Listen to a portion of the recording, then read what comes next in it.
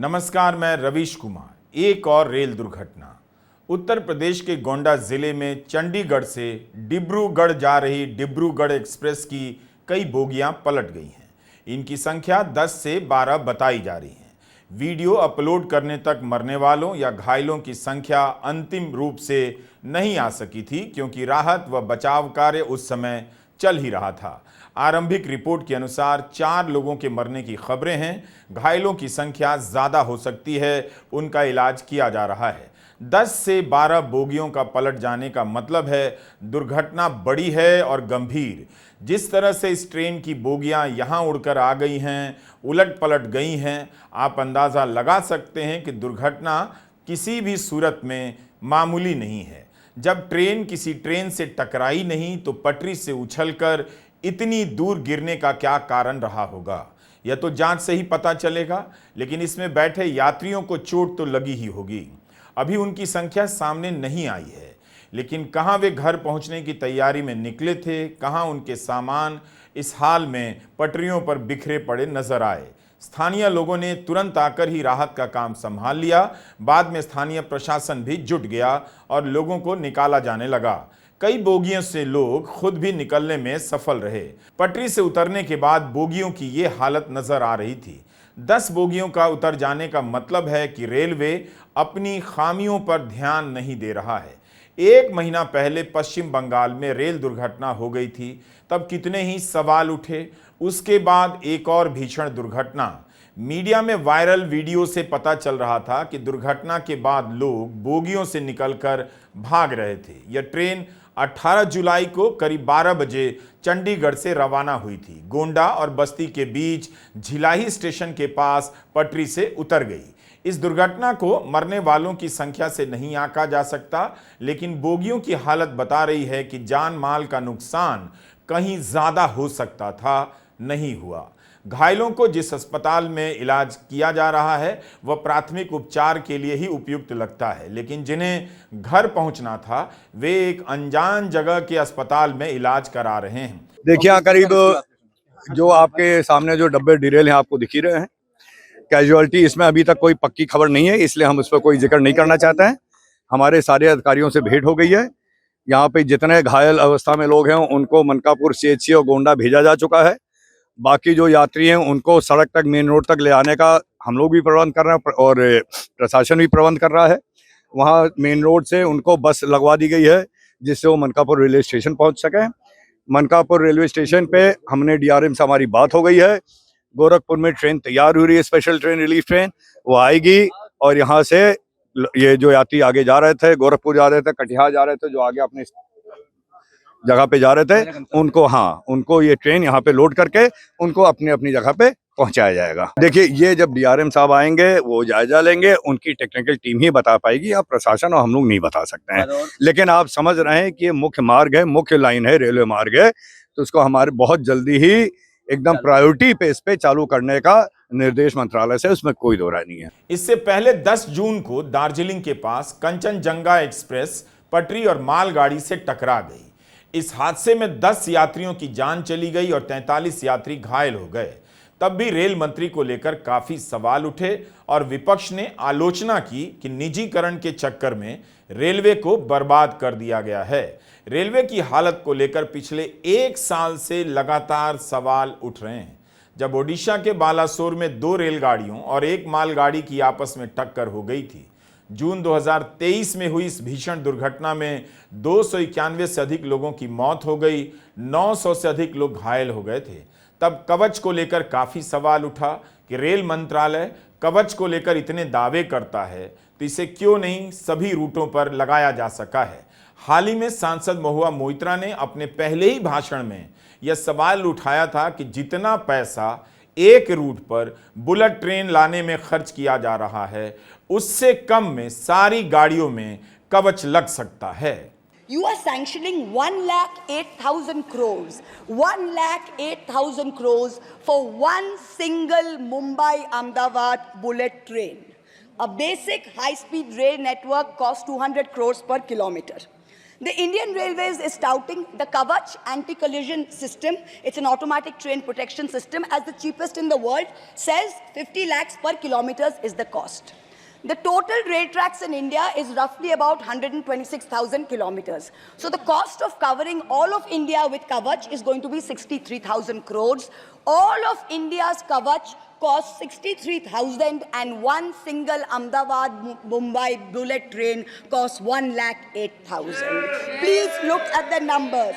Last June in Balasore, 3 trains collided, 296 people died. The ministry said Kavach was not operational on that route. Last week, Kanchenjunga Express collided with a goods train in New Jalpaiguri. 10 people died. Again, the ministry said Kavach is not operational on the route. The Economic Times had a survey which said at the current level of funding, it will take 50 years for all of India to be covered under Kavach. And you're telling us about bullet trains. इस एक साल में कई rail दुर्घटनाएं हो चुकी हैं। 2 महीने से कम में यह दूसरी दुर्घटना है। महुआ मोइत्रा का यह भाषण बता रहा है कि रेलवे की सुरक्षा को लेकर चर्चा और पहल की सख्त जरूरत है। 18 जुलाई को रेल मंत्री का जन्मदिन है और आज ही प्रधानमंत्री मोदी ने उन्हें बधाई देते हुए कहा कि वे भारत के विकास के लिए जरूरी प्रमुख सेक्टरों में अपना अहम योगदान दे रहे हैं। रेल मंत्री के जन्मदिन के दिन ही दुर्घटना हो जाए यह एक दुखद संयोग भर है, लेकिन सवाल है कि क्या रेलवे सुरक्षा को नजरअंदाज करती जा रही है? कब तक सुरक्षा को नजरअंदाज करेगी? चुनावों से पहले मोदी सरकार इस बात का प्रचार किया करती थी कि 25,000 करोड़ की लागत से 500 रेलवे स्टेशनों को अत्याधुनिक बनाया जा रहा है। स्टेशन चमक उठे कौन नहीं चाहता, लेकिन क्या 500 स्टेशनों पर एक साथ इतना सारा पैसा लगाना सही है? इन सभी 500 को एक साथ अमृत भारत स्टेशन में बदलना जरूरी है? कहीं ऐसा तो नहीं कि सरकार की प्राथमिकता रेलवे की बुनियाद को मजबूत करने की छोड़ बाहरी रूप से चमकाने की हो गई है?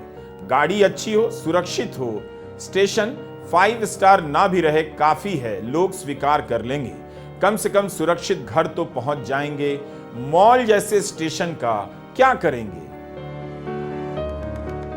आप कंचनजंगा एक्सप्रेस और मालगाड़ी की टक्कर को भूल गए हैं, लेकिन रेलवे की अपनी जांच में माना गया है कि लोको पायलट की मुकम्मल ट्रेनिंग नहीं हुई। अखबारों में इस दुर्घटना की जांच को लेकर रिपोर्ट छपी है। उसे पढ़कर वाकई लगता है कि रेलवे में कुछ और कहा जा रहा है, चल कुछ और रहा है। 10 साल गुजर गए, आज रेलवे की हालत ऐसी क्यों है? कांग्रेस अध्यक्ष मल्लिकार्जुन खड़गे ने कहा है कि उनकी मांग है कि प्रधानमंत्री नरेंद्र मोदी और रेल मंत्री अश्विनी वैष्णव इन हादसों की जवाबदेही स्वीकार करें। खड़गे ने कहा है कि मोदी सरकार ने रेल सुरक्षा को पूरी तरह से अनदेखा किया है, बर्बाद कर दिया है। सेफ्टी कमिश्नर ने कहा है कि यह दुर्घटना होनी थी, इसका इंतजार हो रहा था। खड़गे के ये बयान है। कांग्रेस पार्टी ने अश्विनी वैष्णव के समय रेल दुर्घटनाओं की पूरी सूची, बल्कि पूरे मोदी सरकार के 10 साल के दौरान की पूरी सूची ट्वीट की है। मीडिया में छपी खबरों में बताया गया है कि रेलवे सुरक्षा आयुक्त ने स्वीकार किया है कि कंचनजंगा रेल दुर्घटना मामले में कई स्तर पर गड़बड़ियां थीं और इन गड़बड़ियों के चलते ही दुर्घटना हुई। रेलवे सुरक्षा आयुक्त ने अपनी जांच में पाया है कि ट्रेन के चलाने के प्रबंधन में कई स्तर पर गड़बड़ी हो रही थी। सिग्नल फेलियर भी रहा है। यह भी कहा गया है कि स्टेशन मास्टर और लोको पायलट की पर्याप्त रूप से काउंसलिंग नहीं की जाती है। इस कारण सब अलग अलग तरीके से सिग्नल की व्याख्या करते हैं और नियमों को लेकर स्पष्ट राय नहीं बन पाती। यहां तक कि लोको पायलट और ट्रेन मैनेजर को वॉकी टॉकी नहीं दी जाती है। वे मोबाइल फोन से बात कर रहे थे। स्टेशन मास्टर ने लोको पायलट को सिग्नल क्रॉस करने की इजाजत दे दी। ट्रेन मैनेजर के इशारे को लोको पायलट ने हल्के में लिया। ट्रैफिक इंस्पेक्टर और चीफ लोको इंस्पेक्टर को पता ही नहीं था कि किस निर्देश को गंभीरता से लिया जाना है। रिपोर्ट में लिखा है कि जब टीचर को ही विषय के बारे में नहीं पता है तो वह छात्र को क्या पढ़ाएगा। यानी चीफ लोको पायलट को पता ही नहीं कि लोको पायलट को क्या इशारा करना है और लोको पायलट को पता नहीं कि चीफ लोको पायलट के इशारे को कैसे समझना है। इस रिपोर्ट में क्यों कहा गया है कि सारे लोको पायलट और ट्रेन मैनेजर के पास वॉकी टॉकी होनी चाहिए? यही तो छपा है, रेल मंत्री भी पढ़ सकते हैं। आप वॉकी टॉकी तक नहीं दे पा रहे हैं और 25,000 करोड़ रुपए लगाकर अमृत भारत स्टेशन बनवा रहे हैं। सोचिए, यहां तक कहा गया है कि चीफ लोको पायलट क्या सिग्नल दे रहा है, ट्रेन चला रहे लोको पायलट उस सिग्नल को सही से समझता भी नहीं, इसकी मुकम्मल ट्रेनिंग नहीं है। यह तो बहुत बड़ी चूक है। जब ट्रेन चलाने वाले ड्राइवर को ही पूरी तरह से प्रशिक्षण नहीं दिया गया है, तब तो रेल यात्रा भगवान भरोसे है। आपको याद होगा कि कंचनजंगा एक्सप्रेस और मालगाड़ी की टक्कर के समय लोको पायलट को लेकर काफी बदनाम किया गया। दुर्घटना की जिम्मेदारी लोको पायलट पर डाल दी गई, मगर जल्दी ही कुछ और सच सामने आ गया कि लोको पायलट कितना काम करते हैं, कितनी मुश्किल हालत में काम करते हैं। उनके कैबिन का तापमान इन गर्मियों में 50 डिग्री सेल्सियस जैसा हो जाता है। उसके बाद 5 जुलाई को राहुल गांधी भी नई दिल्ली रेलवे स्टेशन चले गए समझने के लिए कि लोको पायलट क्यों इतने घंटे काम करते हैं, उनके काम में क्या कमियां हैं। लेकिन तुरंत ही राहुल गांधी का मजाक उड़ाया जाने लगा। राहुल गांधी ने तब ट्वीट किया कि लोको पायलट 16-16 घंटे काम करने को मजबूर हैं, इस कारण वे शारीरिक और मानसिक रूप से टूटकर बीमार हो गए हैं। तो सबसे बड़ी आपकी मुश्किल क्या है? ड्यूटी आवर्स है sir. Duty hours long duty hours. Average कितना ड्यूटी आवर्स आता है? 14 घंटा सर। 14 आवर्स तो जब आप कहते हो 14 आवर्स, इसका मतलब एग्जैक्टली क्या है? एक दिन में 14 आवर्स, एक ट्रिप में 14 आवर्स।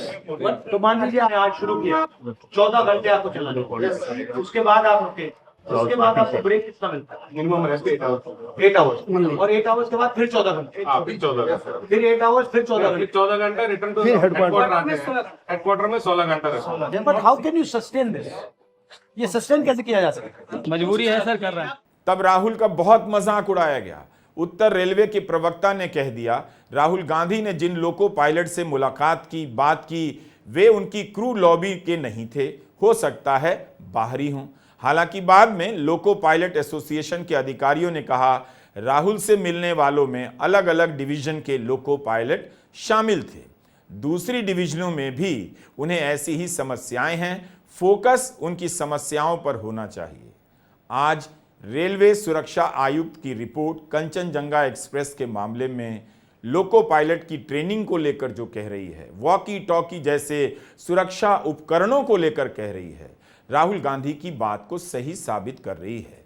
रेल मंत्री भी उस समय तुरंत लंबा चौड़ा हिसाब लेकर राहुल गांधी को चुनौती देने आ गए। विपक्ष पर आरोप लगा दिया कि वह लोको पायलट को हतोत्साहित कर रहा है, गलत सूचनाएं दे रहा है, नाटक कर रहा है।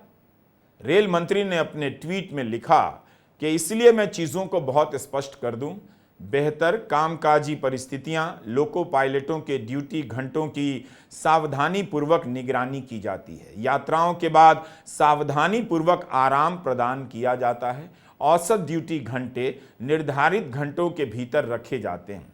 इस वर्ष जून के महीने में औसत 8 घंटे से कम है। केवल अपरिहार्य कारणों से यात्रा की अवधि निर्धारित घंटों से अधिक होती है। पायलट लोको केबिन से इंजनों का संचालन करते हैं। 2014 से पहले कैब बहुत खराब स्थिति में थी। 2014 से एर्गोनॉमिक सीटों के साथ कैब में सुधार किया गया है और 7,000 से अधिक लोको कैब वातानुकूलित है। रेल मंत्री के पास अपना आंकड़ा है, उन्होंने गिना दिया, उससे लगा लोको पायलट के केबिन में एसी लग गई है, उन्हें कोई समस्या नहीं है। मगर उनकी हालत पर तमाम अखबारों में आपको रिपोर्ट मिल जाएगी कि वे किस हाल में ट्रेन चला रहे हैं। रेल मंत्री के अनुसार जो भी खराब था 2014 के पहले था। क्या वाकई लोको पायलट के केबिन इतने बेहतर हो गए हैं? रेल मंत्री को विपक्ष के सांसदों का दौरा कराना चाहिए ताकि पता चल सके कि लोको पायलट की स्थिति कितनी बेहतर है।